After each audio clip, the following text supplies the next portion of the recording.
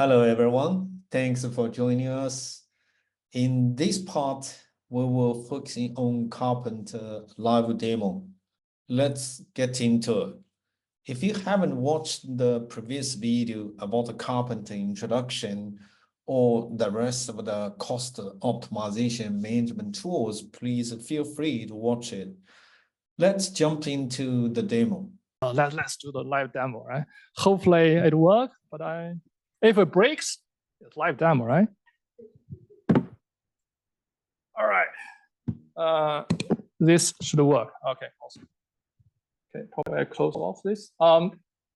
Microphone, anyone, you can stop me anytime. You can break something. Yeah, let's do that. I can do troubleshooting, I can explain.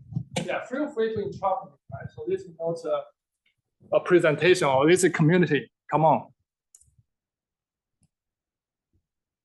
All right, let's start with where we start.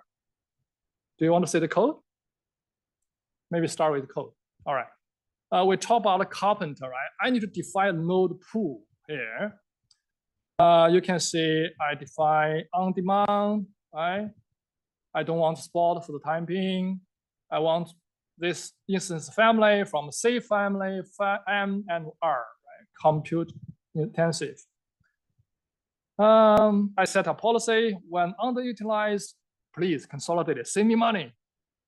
That's node pool, simple. When you apply this node pool, right, you will run the workload. This is workload. It's quite simple. It's just a placeholder here. It doesn't do much. It's pretty much a very simple deployment. Here you can see I only want to run my workload on the Karpenter. Don't give me any other nodes. I need Karpenter to run that for me. So you can see this type label here. That's pretty much, all right? Simple, right? So let's go to console. So I have already set up, first of all, we need to understand where is Karpenter. Karpenter is basically a deployment in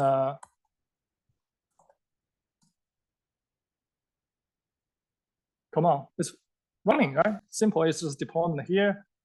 What it does is running on your data plane. Data plane is the brain to decide, do I need nodes? I need to pick up some nodes. I need to schedule tasks on this node. That's what it does. But let's look at our workload here. I just mentioned that deployment, right? Get ports. It's not running yet. Yeah, because I want to show you some magic. Before we run that, I need to let you know what's happening. Oh, by the way, in the back, can you see the screen? Is it big enough for you? I want to show you the nodes currently running.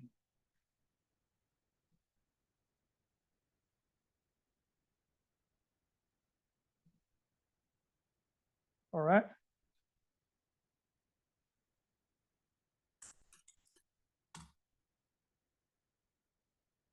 Two nodes, but keep in mind, these two nodes are already there because when you're up running Kubernetes cluster, lots of kube system nodes, lots of daemon side, including Karpenter itself, need to find a place to run, right? This is your foundation. But the workload won't be running here. I will show you. So let's start my workload. Previously, it's 0. I have a deployment here. It's 0. But I want to, let's take baby steps. How about 1?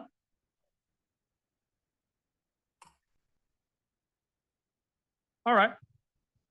This is 1. Let's see what happened here. Not yet, but wait for a second.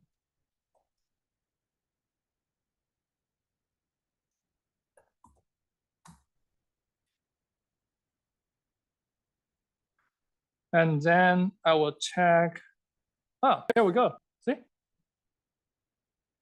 It's quite quick, right? So basically, Karpenter immediately, there's a workload need a home. Let me provision new node. You can see here, this type is Karpenter. It's on demand. It's ready. Okay, let's say, is it ready? Sorry.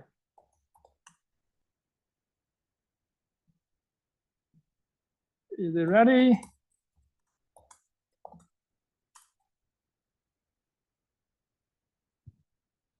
Here we go. We have one poll running. Bingo. It does work, right? But it's not what we want to see yet. It's cool. You can know. But what if I scale more? Now, in the underlying bottom window, I scale, I make it bigger.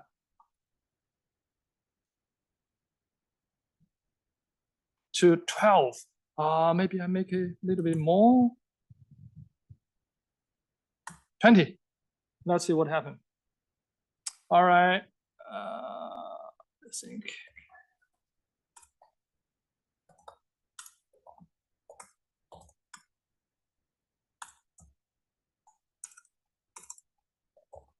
Let's see hopefully it's right.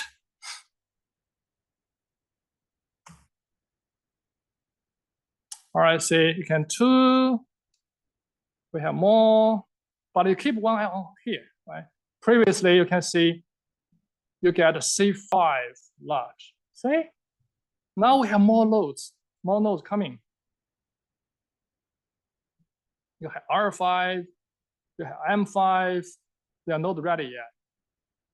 But you can see, give some time. So what happened in backend is it doesn't need any auto scaling group. It pretty much Karpenter directly understand what you need and then talk to API and then say, it's very quick, right? Successful because these 3 nodes already ready. So they all provisioned by Karpenter. But what if, and it always happens, right? Workload changed. And let's go back. Instead of 20, let's go back to 5. And let's see the status.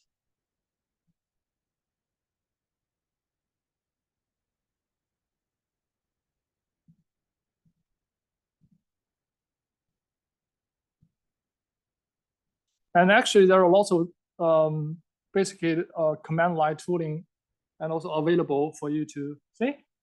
One of them is gone, right? Previously, we have 3. Now we only have 2 because we don't need that one. Right? It got rid of. So you can say it's very flexible, very immediately meet your need by changing, by find the right instance type. But I want to help Jay because you mentioned you have many node group to manage, right? You have Spot. We need to help you, right? This is NAV building. All right. How can we help with pick up the right instance type? Because this one on demand, I want to go with cost-effective instance type, which is Spot. It's easy for you to configure here. What I will do is I will firstly get the node pool. And then there's one node pool defined. I will do the describe. As you can see, this node pool definition only demand. How about we add more? What I will do, I'll just change on the fly. And then I just add one line, just one more line. Where is demand? Here. All right, I just change to Spot. And see what's going to happen. Yeah, here we have 3, 5. Are you still with me? By the way, any questions so far? Did I lose anyone? When you spun up the 20 replicas, it came up with a C5, an M5, and an R5? Yep. Is there any reason it didn't just come up with 4 C5s? Aside from the fact they're all there isn't an option, is there a reason it decided to? Yeah, there are this is the bin packing strategy, right? There are lots of things probably put into consideration. So the allocation policy today for the on-demand instance is capacity, which means I always try to find the most instance type with most capacity, probably because it's dynamic changing. At that time, I guess maybe that particular capacity is most available. Okay, so it was optimizing behind the scenes, and that was the best fit. Yeah, it always basically you can think about take lots of things into consideration. Depends on your what you're asking for, right? For example, you can start with instance type you define in your node pool. Right?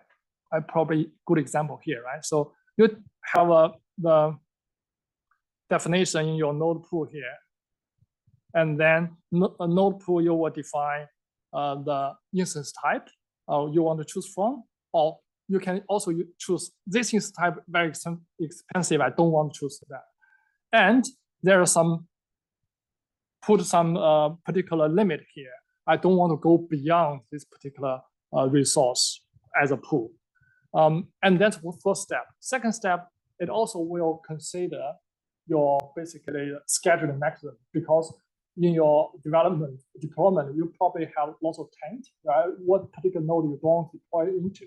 I will assess your workload. This workload doesn't want to run on R5. So I wouldn't provision R5 or provision something else. So lots of things we will put in place to calculate. Yeah. And also, of course, availability zones, price, yeah, many things, smart things happening under the hood. All right, we just changed the one thing, right? Let's see what happened here.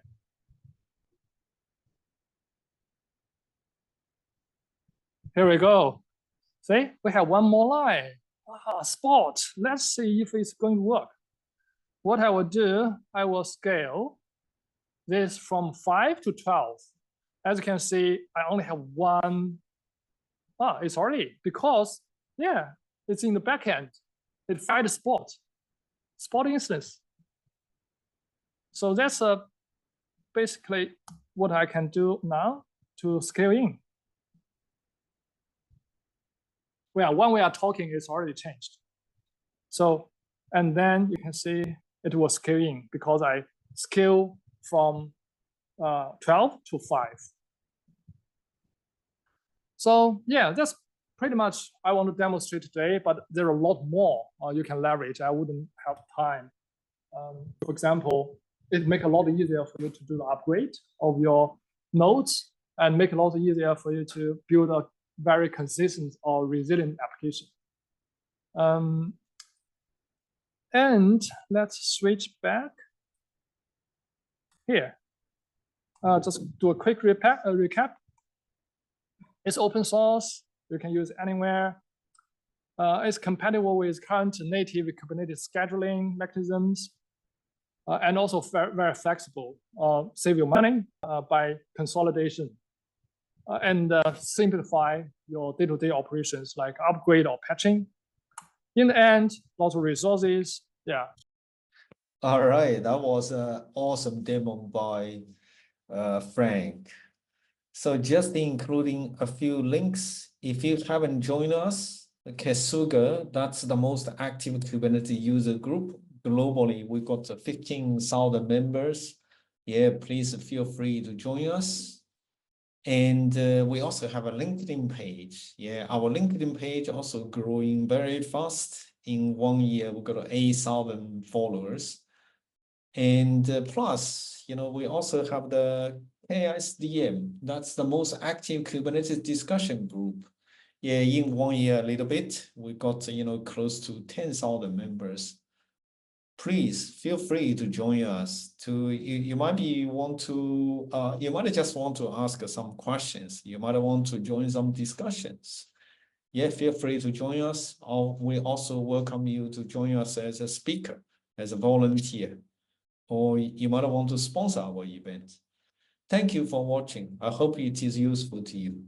Feel free to follow me via any one of the links listed here. Hope you enjoyed the video. Thanks. Have a good day. Bye.